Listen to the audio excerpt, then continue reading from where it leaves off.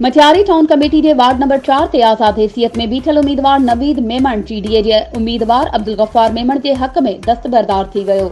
अगुड़े सूबाई वज़ीर ऐं जीडीए अगवान सैयद जलाल शाह ॼामोट, अगुड़े टाउन चेयरमैन सैयद सिकंदर अली शाह ऐं ॿियनि दस्तबरदार थींदड़ आज़ाद उम्मीदवार की रिहाइशगाह ते पहुची संदस माइटनि जो शुक्रियो अदा कयो। उन मौके ते सैयद जलाल शाह ॼामोट मीडिया से ॻाल्हाईंदे चयो त मटियारी टाउन कमेटी समेत ज़िले की मुख़्तलिफ़ यूनियन काउंसिलन ते जीडीए की पोजीशन मज़बूत है। पीपल्स पार्टी से भरपूर मुकाबलो करे कामयाबी माणींदासीं। टाउन कमेटी मटियारी जो ईंदड़ चेयरमैन जीडीए जो थींदो। इन मौके ते आज़ाद उम्मीदवार नवीद मेमण चयो त असां पंहिंजी बिरादरी ऐं हिमायतुनि सां गॾिजी जीडीए उम्मीदवार की भरपूर मदद करे खेसि कामयाब कराईंदासूं।